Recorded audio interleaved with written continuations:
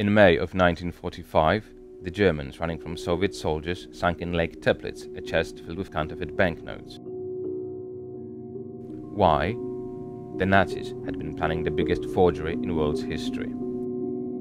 Their idea was bold: to use billions of fake pounds sterling to ruin the British economy, weaken world finances, and to contribute to the winning of the Second World War by the Third Reich.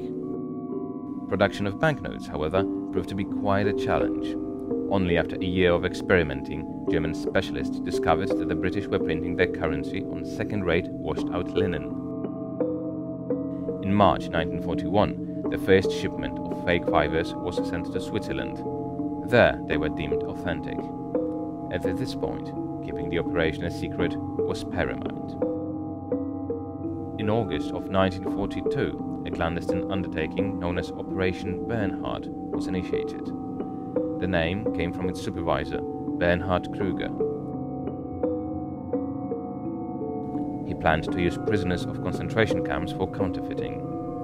After the whole operation concluded, they were to be disposed of, so the secret would never get out.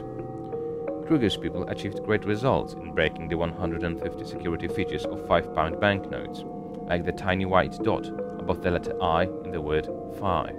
A year before the end of World War II, problems with importing linen from Turkey sprung up. Krüger proposed to change the targeted currency from pounds to dollars, but Germans ran out of time. The Red Army was too close for comfort.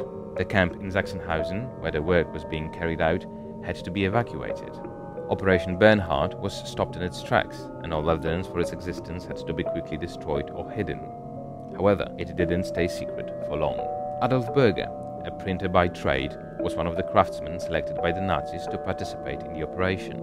After the war, he penned a memoir entitled Devil's Workshop. There he wrote how the Nazis brought him to the Sachsenhausen camp, where he had to live in barracks surrounded with barbed wire and with windows painted over. Using the finest printing press available at the time, Victoria Tegel 4, the Nazis planned to use their Jewish prisoners to print 4.5 billion British pounds. The counterfeiters had better living conditions than the other prisoners, and as Berger recalls, "We were corpses on holiday." After the World War II, the leader of the operation, Bernhard Krüger, was a British prisoner for 2 years, and only in 1948 he was able to return to West Germany. In the 50s, thanks to the testimonies of the Sachsenhausen inmates, he was acquitted by the denazification court.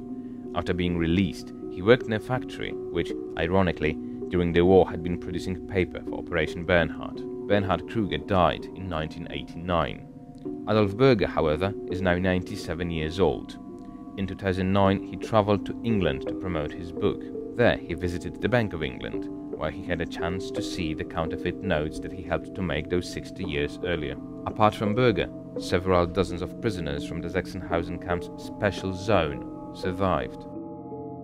During the war's last moments, the Germans tried to move all those prisoners to the Ebensee camp to bury them alive in the nearby mines. Luckily, they were too late.